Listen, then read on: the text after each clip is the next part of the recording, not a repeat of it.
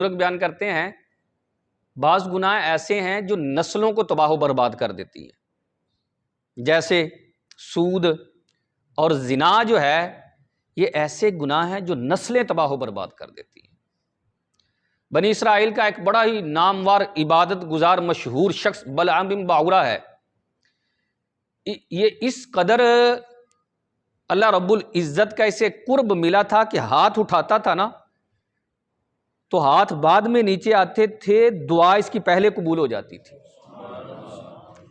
کتنا اللہ نے نوازا، مستجاب الدعوات تھا۔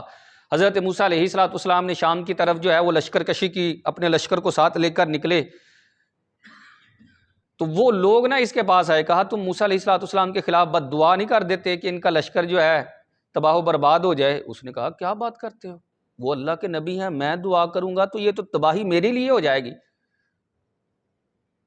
لوگ نہیں مانے، لوگوں نے بڑے سارے تحائف دیے، اس کی بیوی کو راضی کیا۔ اس نے کہا میں استخارہ کرتا ہوں، پھر میں تمہیں بتاتا ہوں۔ اس نے استخارہ کیا تو نا کے اندر جواب آیا، اس نے کہا نہیں، جواب نہیں آیا۔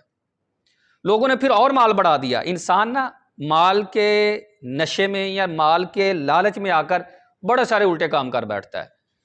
اس نے کہا میں پھر دوبارہ استخارہ کرتا ہوں، دوسری مرتبہ بھی نہ آیا، لوگوں نے اور مال دیا۔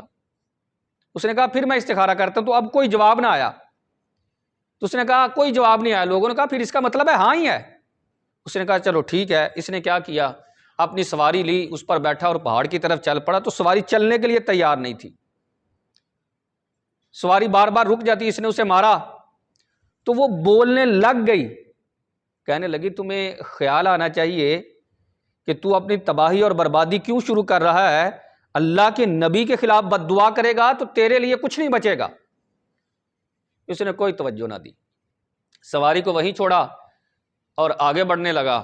آگے بڑھا، بار بار گرتا، لیکن پھر بھی اس کی کوئی توجہ نہ رہی، آگے بڑھا، ہاتھ اٹھا دیے، قوم ساتھ تھی، بد دعا کرنے لگا موسیٰ علیہ السلام کے لیے، تو اس کی زبان لٹک کر باہر آ گئی اور الفاظ بار بار اپنی ہی قوم کی تباہی کے لیے، جو دعا کرانے آئے تھے نا ان کی تباہی کے لیے نکل، مولا ان کو تباہ و برباد کر دے، موسیٰ علیہ السلام کو غالب کر دے۔ کہنے لگے یار اتنے پیسے خرچ کیے ہیں اور تو ہمارے ہی خلاف بد دعا کر رہا ہے۔ کہنے لگا میں کروں کیا، مانگ کچھ رہا ہوں، زبان سے کچھ نہیں کر رہا ہے۔ اس نے کہا بہرحال میری تو تباہی ہو گئی، اب میرا کچھ نہیں رہا، میں تمہیں بتاتا ہوں اگر تم موسیٰ علیہ السلام کی قوم پر فتح پانا چاہتے ہو، ایک طریقہ ہے اپنی قوم کی خوبصورت لڑکیوں کو، عورتوں کو لباس پہنا کر، بہترین لباس پہناؤ اور ان کے لشکر میں بھیج دو۔ اگر ایک شخص نے بھی زنا کر لیا نا تو قوم تباہ و برباد ہو جائے۔ اچھا ایسا ہی کیا، انہوں نے بہترین لباس پہنائے، زیورات پہنا کر ان کے لشکر میں بھیجا۔ تو موسیٰ علیہ السلام کی قوم میں ایک شخص تھا، اس نے ایک عورت کو دیکھا تو اس پر فریفتہ ہوا، موسیٰ علیہ السلام کی بارگاہ میں اجازت چاہی۔ آپ نے فرمایا میں تمہیں کیسے زنا کی اجازت دے سکتا ہوں؟ لیکن وہ نہیں مانا، اپنے خیمے میں لے گیا، زنا کیا۔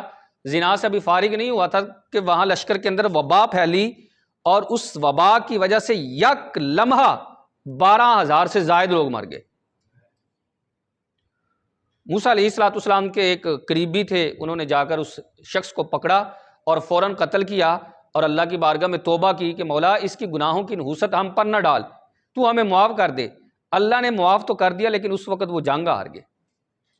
ایک زنا کی اتنی نحوست ہے کہ تباہی شروع ہو جاتی ہے۔